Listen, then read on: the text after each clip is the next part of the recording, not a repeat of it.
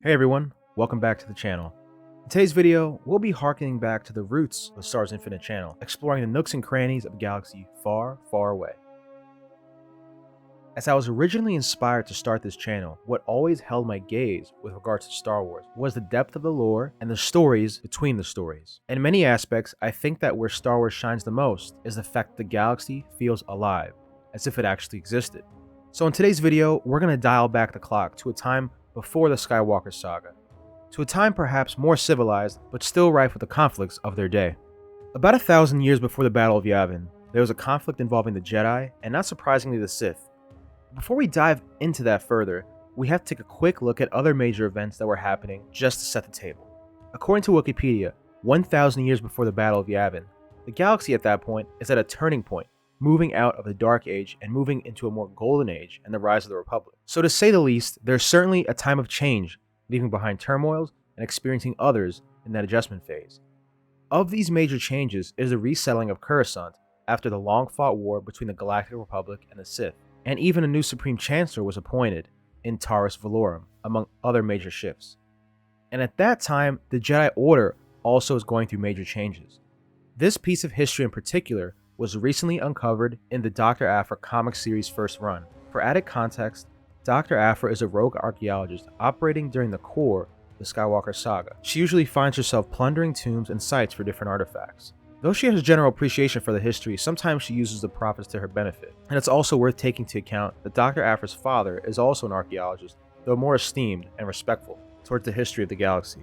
So in telling this story, I suppose it would be easier to tell it in more story format. So let's get to it. Aphra's father, Corran Aphra, dedicated his life to finding the Ordu Aspectu. The Ordu Aspectu, as we'll come to know, were a sect of the Jedi Order that formed around 1,000 years before the Battle of Yavin. It's important to take into account that this information could be flawed, as explained by Corran that there are different accounts of the Ordu, even differing records also on hand with their droids. So the account I'm going to explain to you today will rely on a mash of historical research by Corran Aphra, Dr. Aphra, 000, BT, the Eternal Rur, and of course, a little help from Wookiepedia and my own personal research. The Ordu Aspectu's main location was on the Citadel of Rur, a space station-esque stronghold.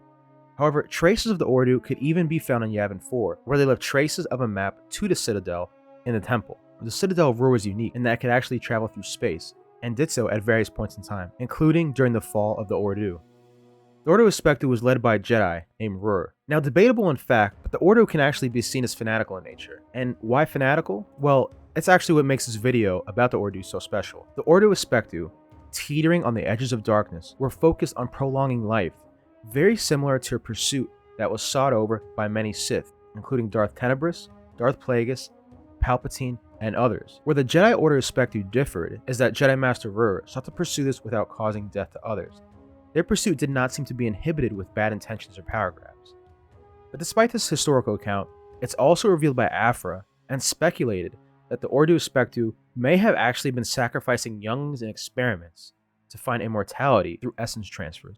During that time, 1,000 years before the Battle of Yavin, we come to learn that the Ordu's progress is so far similar in nature to Dr. Silo's research of immortality. At the time, the Ordu were very interested in the transferring of minds to an AI, preserve their memories and experiences forever. During the Ordu's push to learn more about immortality, they fought and warred over this matter with the Jedi, until they agreed to a peace treaty which saw a provision put in place that would allow the Jedi to inspect the Ordu's facilities from time to time, playing a role of checks and balances.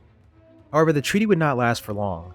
During developments and experimentation, the Jedi Master Rur was experimenting with the AI, and did manage to transfer over his essence into the AI. So now at this point, we have an AI on hand thinking that it's also the Jedi Master Rur.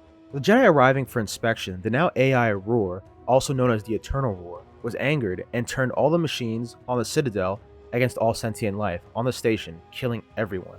Now betrayed by their own creation, Jedi Master Rur, according to the best historical accounts available, was able to shut down the Eternal Rur through sacrificing his own life in the process, removing the key crystals. As we see when Corran finds the Citadel, the bodies of the Jedi lay abundantly throughout the city, showing that the location has since not yet been disturbed and has been dormant. With Aphra and Corran being curious as to the nature of the Ordu, they managed to find the AI Mind Hive Central of the Eternal Rur, and also find the corpse of Jedi Master Rur, who lay dead in front of the AI computer as well, which powered the Eternal Rur. Aphra and Corrin wanted to discover the truth, activate the Eternal Rur as they had come that far. The Eternal Rur asked them, when are they in the galaxy? As such, Aphra and Corrin inform him of the time period they are in. The Eternal Rur is angered by his perceived loss against the Jedi 1,000 years before, and lashes out, entering into the same killing mode that it left off on.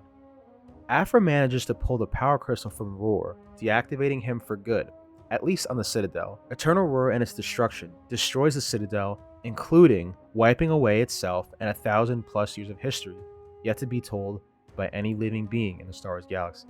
Ultimately, though Aphra manages to retrieve the crystal, placing a fake version on Quarantine World 3, she manages to keep the real version for herself. Her possession of it is eventually squandered in her use, and ultimately falls into Palpatine's collection of artifacts. If you want to learn more about that story, and how Rur sorta comes back for a very brief appearance, I recommend you read Dr. Aphra issue number 12. So guys, what did you think of the Eternal Rur? And what did you think about the Jedi Ordu Aspectu and their mission to pursue immortality from a light side perspective? Definitely let me know in the comments below. Well guys, I hope you enjoyed this video, checking out one of the more obscure pieces of Star Wars canon. If you like my video, please don't forget to like, comment, share, and subscribe. And remember, the Force will be with you, always.